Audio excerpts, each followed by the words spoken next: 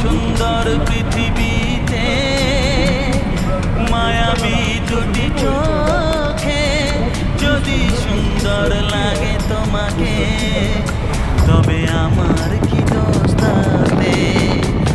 আমি চাই যে তোমাকে জড়াতে ভালোবাসার অনুরাগের ছোঁয়াতে।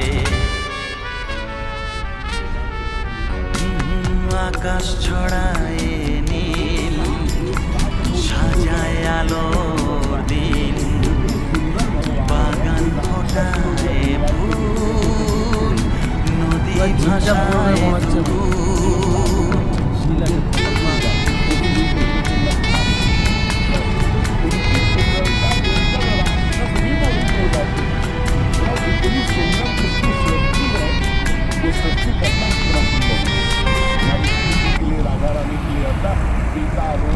अनंत तटिल लताफा, पीत और अरुणिमा लिए ही अनंत बिजली जैसे एक साथ उधर।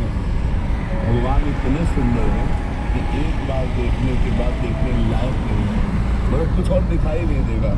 करोड़ काम एक साथ मूर्छित हो जाए, इतने सुंदर श्याम सुंदर, इतने सुंदर भगवान है कि राक्षस लोग जब भगवान को देखते थे तो देखते ही रहते थे।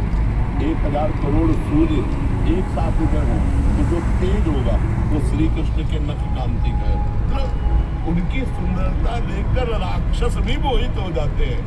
मतलब इतनी सुंदर जिसकी सृष्टि है, वो सृष्टि करता कितना सुंदर हो। हमारी श्री जी के लिए राधा रानी